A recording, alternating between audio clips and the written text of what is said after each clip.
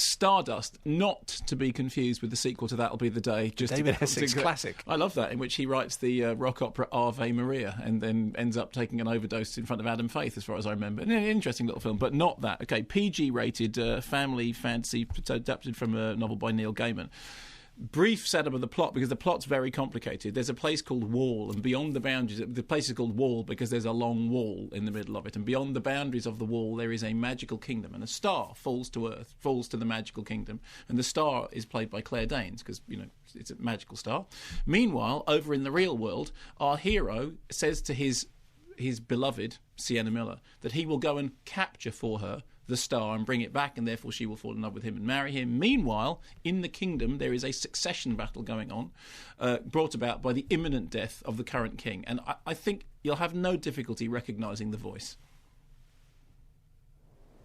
What's the check for Ocean? Ocean. Ocean. Yeah, right. You'll have difficulty recognising the voice because that is a clip from Once. So shall we try this again? Are we lined up for the clip from...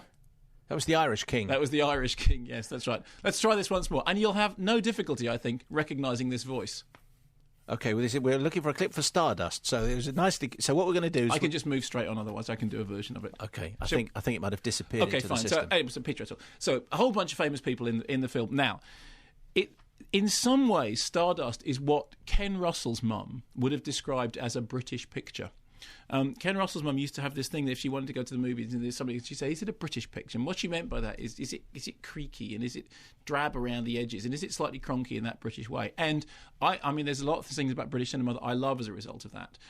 It is true that some British cinema doesn't have quite the gloss, the sheen of some Hollywood productions. And the funny thing about Stardust, although there's obviously been a lot of money invested in, and it's got special effects to spare, there is something creaky and cronky and slightly ill-fitting and slightly botched about it, and it doesn't quite work in perhaps entirely the way it should do.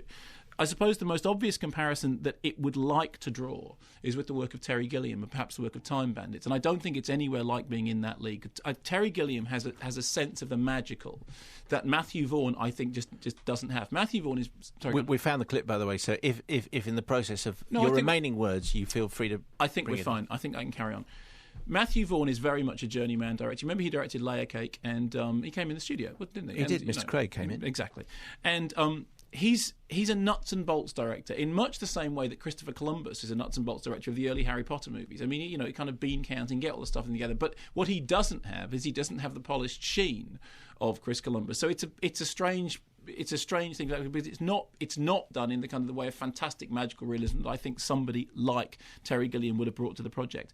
It's too long. I mean, I think it's over 2 hours long, and there's many different plot strands, and you do feel that there are times that it's dragging itself along. There are loads and loads of star roles in it. Claire Danes plays the Fallen Star, and I don't think Claire Danes is quite luminescent enough to play the Fallen Star. And funnily enough, the thing that Claire Danes does really well is kind of down to earth, ordinary girl next door roles. I mean, in that terrible film Shop Girl, she was, she was perhaps the redeeming feature. We also have Robert De Niro, who of course did cameo in some of Terry Gilliam's movies, playing this camp pirate. And a lot of people have said, the best thing about the film is this marvellous thing which Robert De Niro, flounces around in a tutu and does this. That's not true. Robert De Niro flouncing around in a tutu is funny for about 10 seconds, but beyond that it sort of ceases to be funny. So there's an awful lot of things that are wrong with the film. That said, it is still oddly charming and oddly engaging in a kind of strangely rickety, the wheels are going to fall off this at any point, but you know what, I'm kind of going with it anyway way. For one thing, it does seem to have genuine good nature. I mean, it's nicely written. I haven't read the thing that it's adapted from, but it's perfectly well constructed in the writing department. There's loads of sort of little cameos from people like Ricky Gervais, who just seems to play Ricky Gervais. At one point, the Ricky Gervais character actually says, "You're having a laugh, aren't you?" Which, as far as I remember, is the tagline. You'd from think the guy he'd try and avoid that line. You would think he would. It's like you almost expect him to do the funny dance and say, "There's good news and bad news." The good news, like that. But he does do that anyway.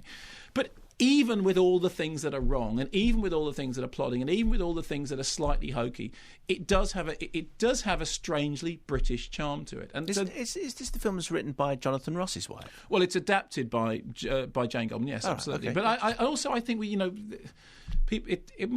I just heard him talking about it a lot. That's all. Yeah, well, I think that's absolutely right, because obviously I think he reviewed it on the television. I think it's quite right that he should have to say, incidentally, I'm connected to somebody in the production. But I think that's, it must be.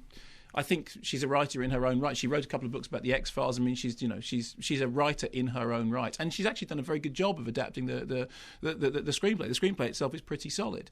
Like I said, I think in the end it lacks sparkle in the direction from Matthew Vaughn. It does creak and cronk. It is too long. Some of the casting isn't entirely on the money, and it doesn't have anything like the magical touch of Time Bandits. But I'm telling you this with no reservations, of the stuff that's out of the kids' movies that are coming out this half term, it is head and shoulders above the rest. I think that young kids will enjoy it in the right way. And the other thing I wanted to just point out is there's a marvellous thing if you go to the BBFC website. You know, they give you details on what film. And the film it says it contains moderate fantasy violence and scary moments. But there's a new website, PBBFC, which is the Parents British Board of Film Classification, and I would advise anybody to go to it because it has the most in-depth breakdown of the stuff that's in the movie. If you're worried about whether your kids were, I mean, it says, for example, the combination of fairy tale and adventure in this story means that the battle between good and evil often results in violence, in bold letters, and occasionally death. However, the film's fantastical nature prevents either the violence, which is mostly sword and sword dueling, or the deaths from being graphic or realistic. There is a joke about somebody looking at their own bottom,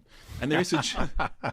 I mean, this is the kind of level of detail that that's we need. what you need. That's exactly what you need. www.pbbfc.co.uk. I mean, bless them. I mean, I tell you, it's when you're going out to whatever it is you take your kids to this half term, check out the parental BBFC website. There's also, I think there's a section where parents can add in their own details about what their kids do. Is it possible to look at your own bottom and have a U certificate? Does that automatically give you a PG? Well, I think in the way that Michelle Pfeiffer looks at her own bottom, it wouldn't be U certificate. I think it would be parental guidance, would be grateful. But as I said, despite all the things that are wrong with it, and there are many, in the end I was charmed, and I liked it enough, and I thought that actually the kids would enjoy it, and its heart is in the right place. That's very useful. I remember even Toy Story had a PG certificate when it came out, and my kids were at that age thinking, I need to go and see this beforehand. Why is it a PG? Why was Toy Story Well, it's PG? because the torture of the toys, torture of the toys, which is yes, quite absolutely. scary.